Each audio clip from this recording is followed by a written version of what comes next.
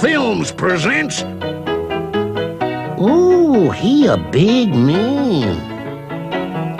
Oh, is he a cutie pie? The son of football follies.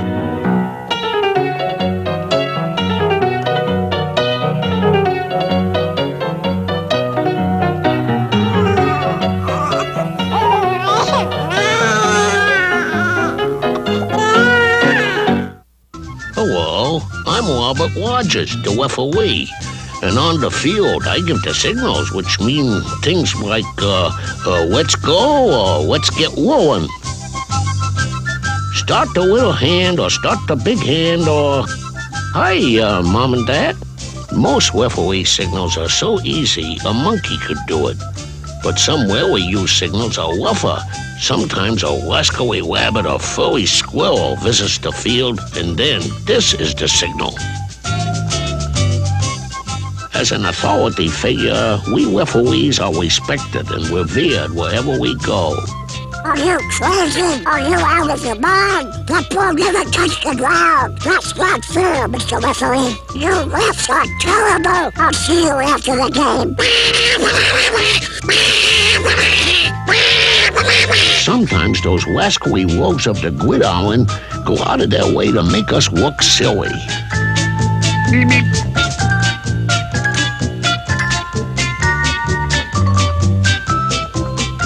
Beep, beep.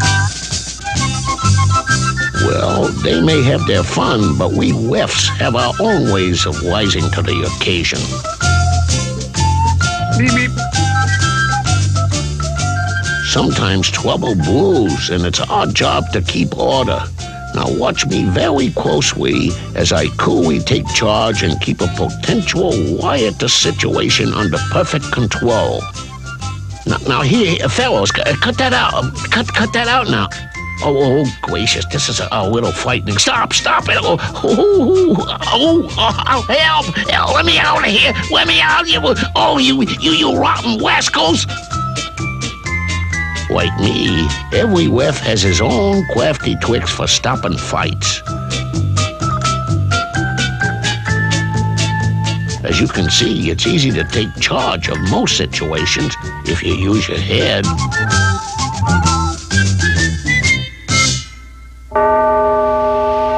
Game time in the NFL means feelings run high, adrenaline flows, and a man's heart beats wildly with excitement. Yep, it's a game of emotion.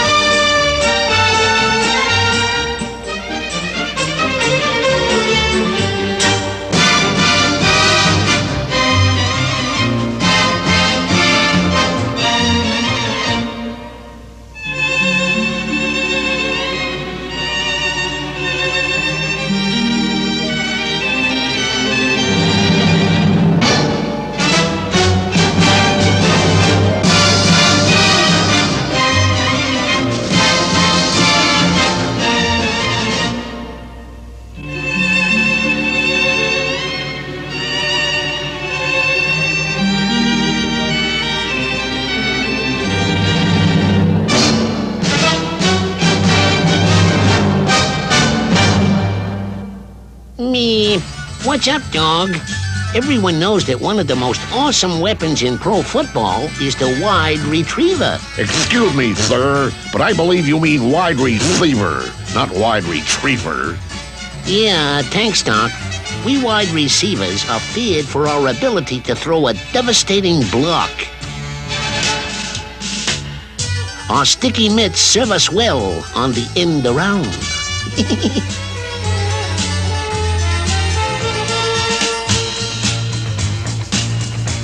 We wide receivers earn our lettuce by doing one thing, and that's catching passes. What you have to do is keep your eyeball on the ball. Your eye on the ball. Oh well. That's more like it, Doc. But we shouldn't let a little success go to our heads. because if aroused, the defenders may plant us like a carrot. Ooh, ow, ow, yes, I give up. Help, ouch, ooh, ouch. Man, all of this proves what I've always said, Doc. It is more blessed to give than to receive. Great horny toadies. Those football players are as tall as a redwood and wide as the Pecos. Yeah, no wonder they can't stay in bounds on that tiny little green acre. Always running into things.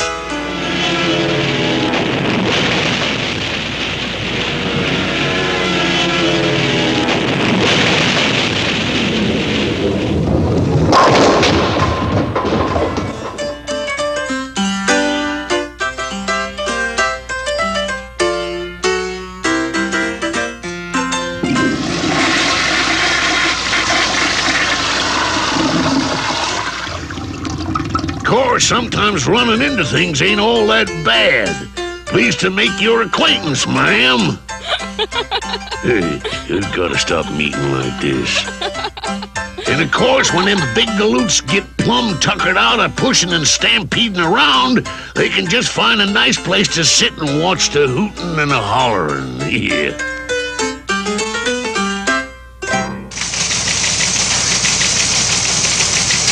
Reminiscent of the Amelia Earhart and Judge Crater cases, the National Football League has been hit recently by a wave of mysterious disappearances.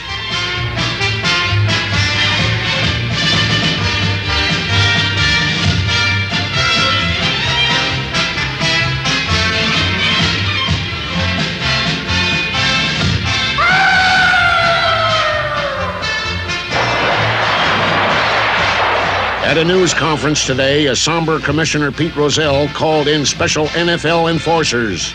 We take you to the scene now.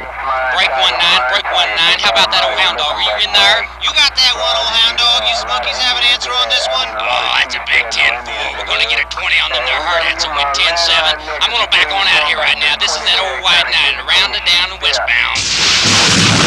And the Lord said, let there be let there be rain. And lo and behold, rain came pouring down, turning all into a quagmire, and making a real mess of things. And the player said, Lord, we're we're pretty darn sad. And the Lord said, get thee some artifice. Get thee a rug. And the players did. But when they saw what they had wrought, they said, Lord, we're they're still pretty darn sad.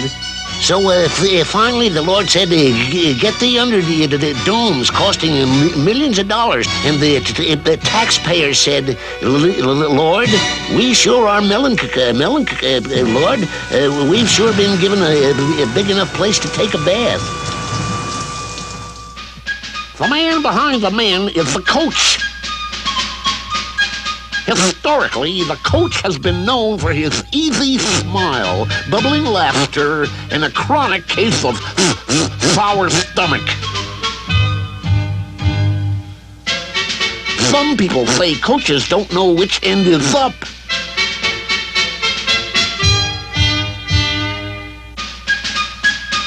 During the week, the coach works closely with his men so that on Sunday, he may carefully choose the correct starting lineup. Eeny, meeny, miny, moo. Out goes Y-O-U. Eeny, meeny, miny, moo. Out goes Y-O-U. Eeny, meeny, miny, moo. Out goes Y-O-U. Ah, the beauty of these brave knights racing out to display their finely honed skills.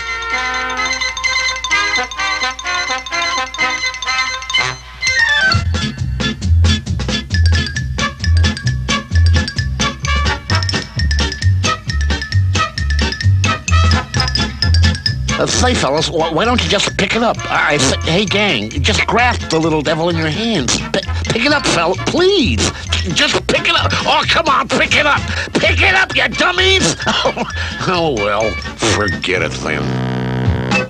Coaching wizards communicate from the sidelines through a variety of intricate hand signals.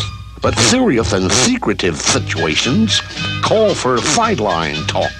So the chair's broken and the porridge is gone. Now wait till you hear this part. One thing every coach loves is a practical joke. Just watch this. Hey, coach! Duck!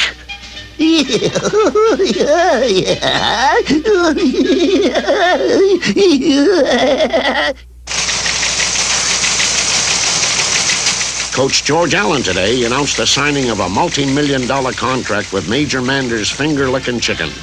Said Coach Allen, "I'm a finger-licking chicken man from way back. Been eating it on the sidelines during games for years. Might even install the wishbone offense one of these days." At any rate, good luck, Coach. And how about some champagne to go with that chicken?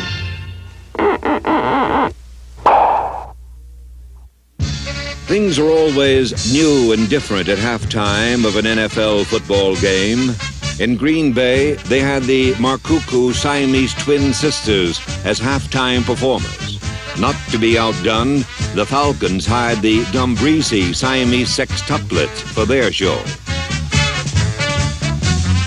But no matter where you are, halftime is a circus. Whoa, whoa, whoa! Best of all are halftime shows that involve well-conceived specialty acts.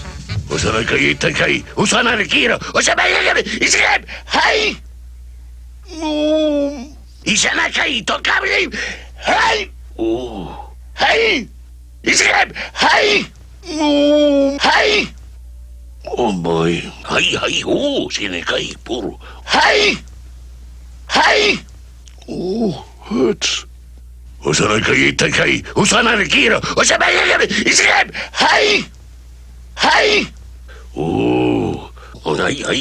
ko na karwachi. Oh, so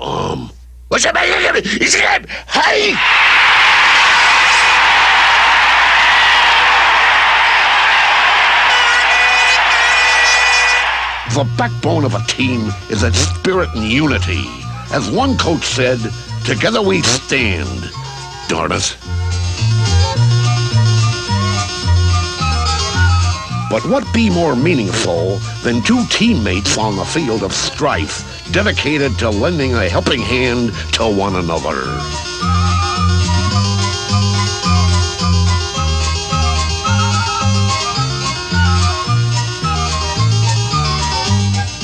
Ah, the sheer beauty and synchronized symmetry of it all.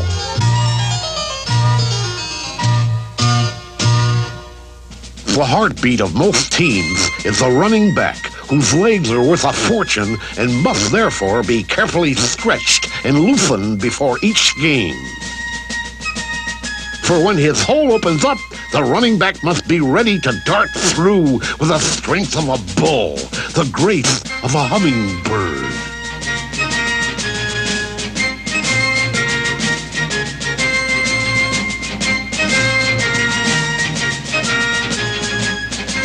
As frequent six-point scorers, running backs are the men who started the current craze in unusual end zone behavior.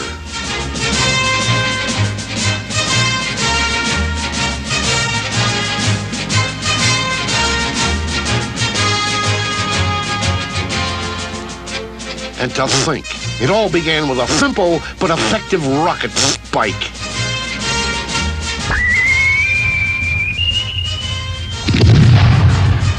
Then coming right behind that was the reverse rocket spike. Then a young lady of superlative talent came up with a new idea in scoring celebrations and suffering succotash if it didn't succeed. Of course, it takes a little practice to get good at it.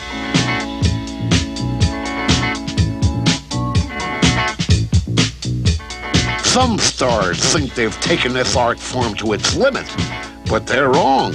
For every single Sunday, someone has a new way to say, yay, after a 7-point spree. the proud foot belongs to the kicker, whose only concern when kicking is that his mates know who to block. I got 50. I got 76. 44. No, Joe, I you got got him. 45? Who's got No, 30? I got 45. I got him. I got that guy. Okay, all set? Hey, who's got 45? I thought you had 45. I've got 76. 57. Who's got 48? I got 48. I got what the- 88. Time out. In kicking, the center snap is crucial.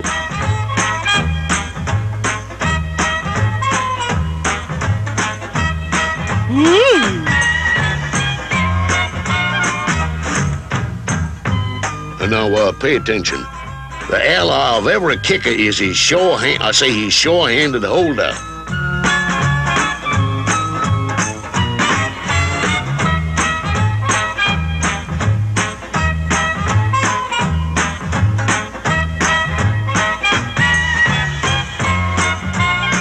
If something goes wrong, the kicker has some options.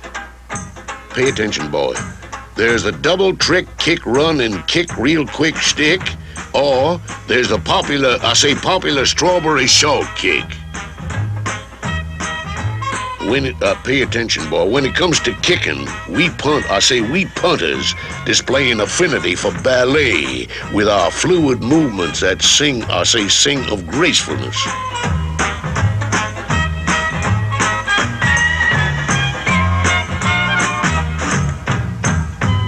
It's up to the punter to save his team from bad field position.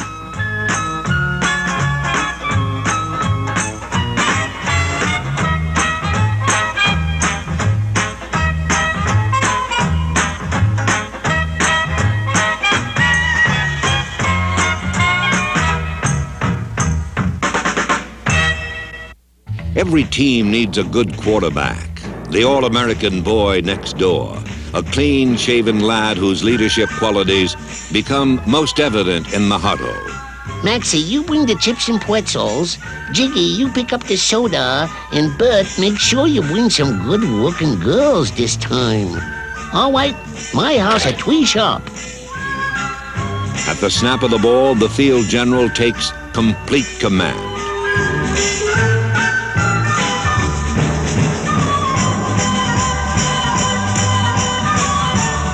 When passing, the signal caller has a variety of smooth drop-back procedures.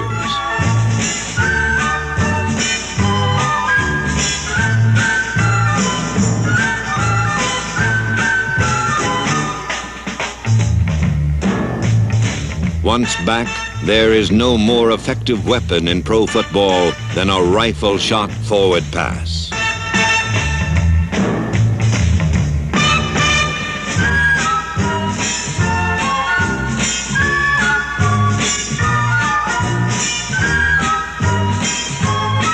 And of course, there is that favorite ploy of all quarterbacks, the sneaky, tricky quarterback draw.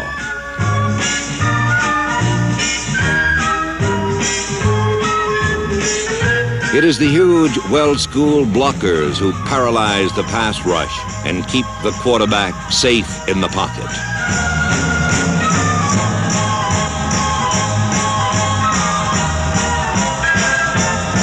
A quarterback on his own on the run is a quarterback on his own on his bum.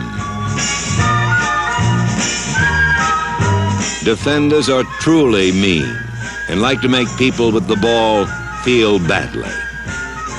That's why the quarterback should give the defense a big cake-eating grin and a friendly little wave. Who knows, he may make a good pal for life. But generally, defenders are lions on leashes, terribly anxious to wreak their havoc.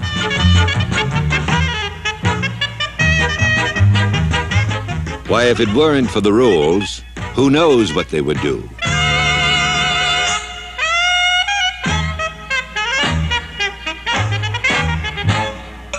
This, then, is Pro Football America, a game for men of substance and profound athletic talent. Working with these dedicated men are the wise coaches preaching organization, teamwork, and togetherness.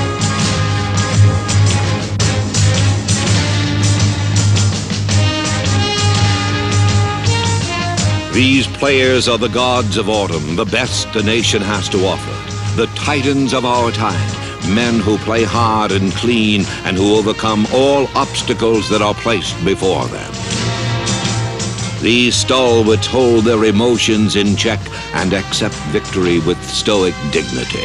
These men believe football is bigger than life, so while joyful in triumph, it is in defeat that they convey the true meaning of the words honor and sportsmanship.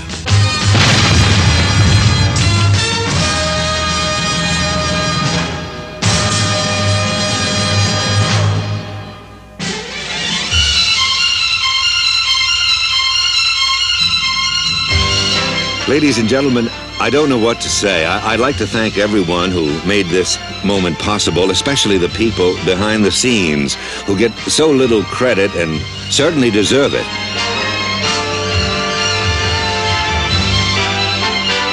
I'd like to thank all of those people near and dear to me, like John Hentz.